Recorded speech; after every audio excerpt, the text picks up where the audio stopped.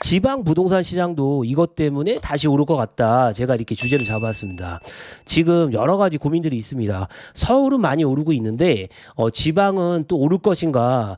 지방에 계신 분들도 되게 고민이 많고요. 그 다음에 지방에 투자했던 분들도 고민이 많고 그러는데 제 개인적인 생각만 말씀드리면 지금과 같은 분위기에서는 지방도 이것 때문에 다시 오를 수 있습니다. 그래서 그게 무엇인지에 대해서 한번 같이 살펴보고요. 좀 좋은 소식이죠. 아무래도 지방에 투자하신 분이라든가 지방에 거주하신 분들은 이것 때문에 오를 수 있기 때문에 한번 보죠. 자, 뉴스 한번 보죠. 또 서울 아파트가 13주 연속 상승한다 그러고 상승률은 137주 만에 최고치를 이뤘다, 이런 뉴스가 나왔습니다. 제가 또 정리는 잘하죠. 잘해보면 한국부동산원에서 6월 셋째 주 기준 서울 아파트 값이 0.15% 상승했고, 이 퍼센트는 137주 만에 가장 큰 폭. 그 다음에 서울 전체로 봐가지고는 13주 연속 부동산이 올랐다는 거예요. 그 다음에 노도강도 포함해가지고 총 토탈, 그 전까지는 노도강이 약간 떨어져 갔는데 평균 값이 올랐다는 건데, 서울이 노도강도 3주 내내 올라주었다, 이런 거죠. 그리고 수도권도 흐름이 좋다는 거예요. 경기도 3주 연속 올라갔는데 인천도 8주 연속 올라가가지고 어찌됐든 간에 서울 전체, 그 다음에 경기, 인천은 이렇게 상승하고 있다, 이런 뉴스예요. 그런데 지방은 완전히 따로 논다, 이렇게 말하고 있습니다. 부산, 대구 찬바람이 불어가지고 완전히 다르게 흘러가고 있다고, 이런 거죠. 그러니 고민이 깊어지죠. 또 특히 지방의 분들은 소외감도 많이 느끼죠. 실제로 지방은 하락을 거듭하고 있습니다. 전체적으로 평균 봤을 적에, 그러니까 서울하고 경기 수도권을 빼고서는 부산, 대구, 대전, 세종, 천안이 어찌됐든 간에 하락세를 띠고 있다는 거죠. 그러니까 이런 뉴스 나옵니다. 지방 부동산 부자들은 강남 아파트를 쇼핑하고 서울 거주자는 마용성을 사들였다 하는 이런 뉴스까지 나오고 있습니다. 그래서 참 이렇게 돼버리면 과연 지방 부동산 시장이 오를까? 지금 뭐 서울하고 수도권 오른다는 거에 대해서는 말할 필요도 없겠죠. 그러면 과연 지방도 오를 것인가? 이게 관건이겠죠. 왜냐면은 지방도 궁금하고 너무 서울만 오르면 소외감 느끼지 않습니까? 그런데 그거를 답을 좀 한번, 제 개인적인 답을 내기 위해서는 현 시장을 한번 분석해 봐야겠죠. 현 시장을 분석해 보면 제 나름대로 한번 생각해 봤습니다.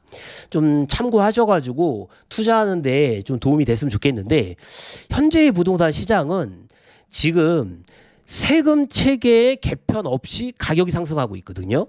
이거는 어떤 뜻이냐면은 투자자들은 지금 못 간다는 뜻이에요. 세금 체계가 뭐 종부세도 높고 양도세도 중과받고 양도세도, 단기 양도세도 높고, 그다음 취득세도 중과받고 있기 때문에 다주택자로 움직이는 게 아니라 실수요자가 주도하는 시장이기 때문에 굉장히 조금 뭐랄까요, 힘이 있는 시장이죠.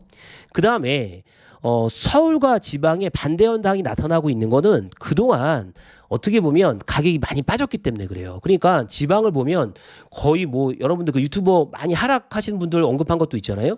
거의 뭐 한 3분의 1? 뭐 거의 뭐 절반 정도까지도 빠졌잖아요, 이번에. 그렇기 때문에 좋은 지역 위주로 매수세가 붙고 있는 초반이라고 볼 수 있어요. 그래서 어떻게 보면 좋은 지역 위주로, 특히 마형성 같은 데가 가격이 빠졌거나 이랬을 때 많이 붙는 거죠. 그래서 이런 현재 부동산 시장의 특징이 있죠. 그러니까 실수요자들이 움직이고 가격이 많이 빠졌던 거를 좀 지금쯤에는 많이 회복하는 그런 느낌으로 가고 있습니다.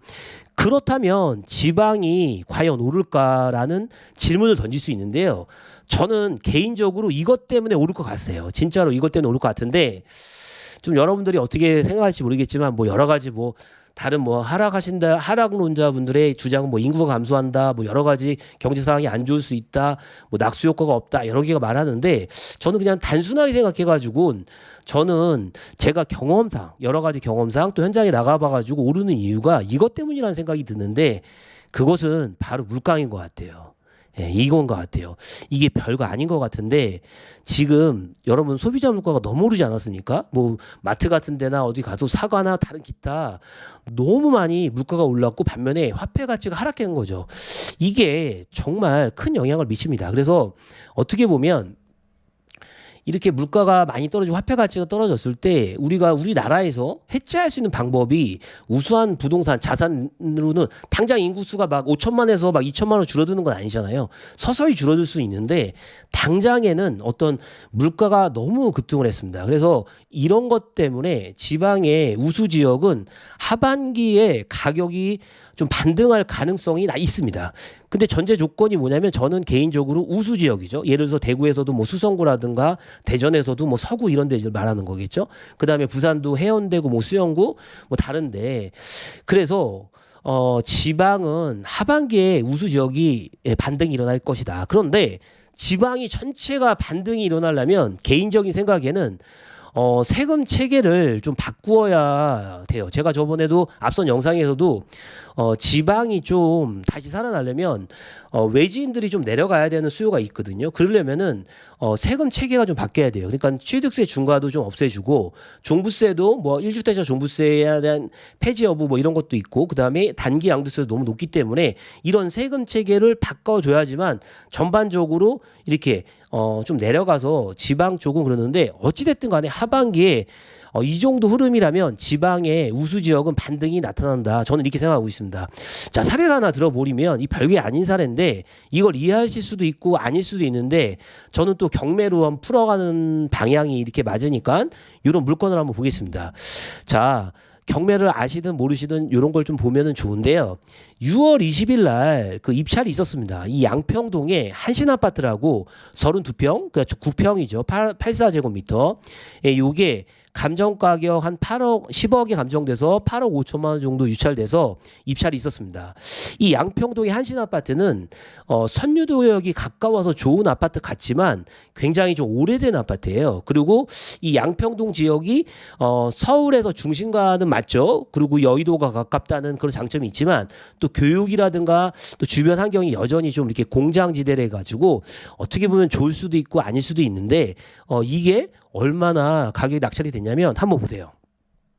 21명이 들어와서 금액이 보이실지 모르겠지만 한 10억 정도의 낙찰이 됐습니다. 10억 정도 낙찰이 됐는데 자 이걸 제가 무슨 얘기를 하고 싶은 거냐면 10년 전에 양평동 한신 아파트에 한번 낙찰가를 한번 보시면 이 정도 낙찰가로 되어 있거든요. 이 정도. 그러니까는 한 4억 원 정도 이렇게 낙찰이 됐었죠. 이게. 그러니까는 4억 원 했던 것이 물론 10년 만에 한 10억 정도 뭐 최고가로는 한 12억 더복 이상 갔었지만 이 정도 흐름을 보이고 있죠.